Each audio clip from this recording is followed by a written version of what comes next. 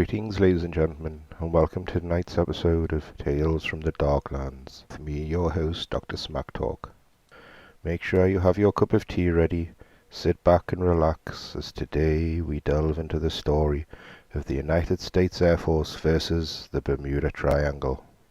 Although no American airlines have lost passenger planes in the Bermuda Triangle, the United States Air Force has had a number of unexplained and almost unbelievable disappearances.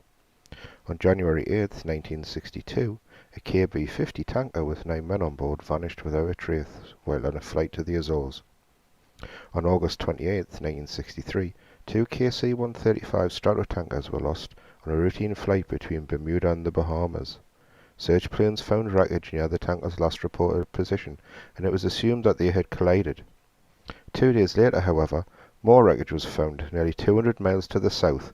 This presented a very curious problem indeed. Investigators knew only too well that planes and ships normally vanish without a trace in the Bermuda Triangle. In this case, though, debris had been found. The mystery remained. There was no clue as to why the planes had crashed. Neither was it possible to learn why there had been no distress signals.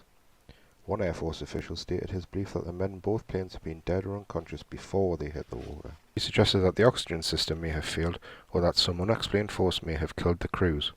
Another Air Force official insists that there was a mid-air collision, but the Air Force says that the two planes were in radio contact with one another and not flying close together. On September 22, 1963, less than a month after the unfortunate incident involving the loss of the Stratotankers, the Air Force was dealt another blow. A C-133 cargo master with a crew of 10 disappeared into the unknown. She was on her way to the Azores when she was struck down. There were no distress signals and not a hint of trouble. The planes and ships that searched for her came back empty-handed. The next 3 Air Force planes to disappear in the Bermuda Triangle did so under the most mysterious circumstances imaginable. One was a C-19 cargo plane known as the Flying Boxcar. Major Louis Glantoni of New York was at the controls when the aircraft took off from Florida's Homestead Air Force Base on June 5, 1965. Her destination was Grand Turk Island in the Bahamas. There were 10 men on board the plane. The weather was fine and the plane headed southeast into the Bermuda Triangle. Everything was strictly routine until the C-119 made her approach to Grand Turk. Then the men in tower control picked up a strange message that they couldn't understand. It made no sense whatsoever and they asked that it be repeated. But not another word came from the Flying Boxcar. Every attempt to contact her failed completely. The alarm was sounded and the ships and planes sent out as soon as possible. If the C-119 had kept to her course, they'd find her with no trouble. She was big and slow, so she had to be somewhere in the immediate vicinity of the island.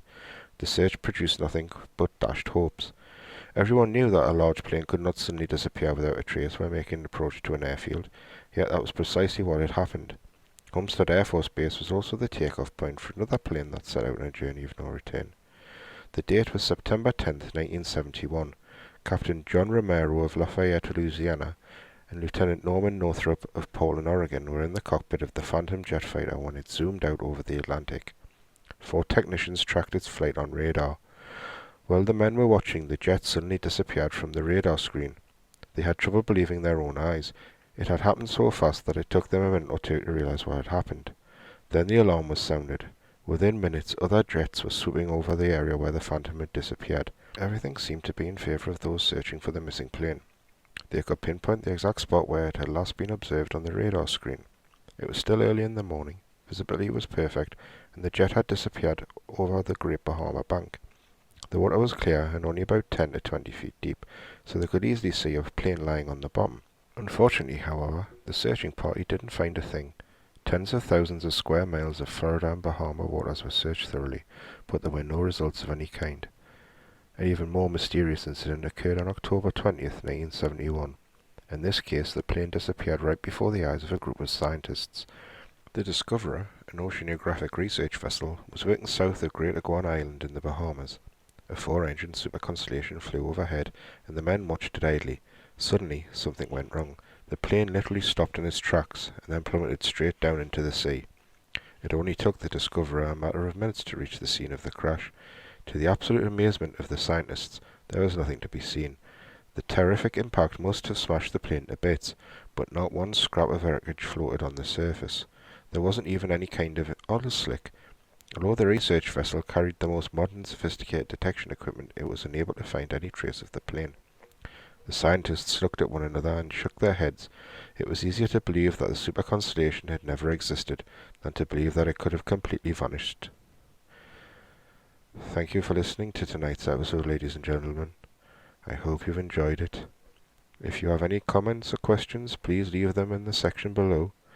Remember to give this video a thumbs up if you enjoyed it, and subscribe if you want to hear more content like this weekly. Sorry for the missing episodes last week. Unfortunately, a cooling fan decided to go on strike on my PC and had to be removed and replaced by a more willing subject. Thank you, and once again I hope you enjoyed your cup of tea and tonight's story. I'm your host, Dr. Smalktalk. Good night, and God bless.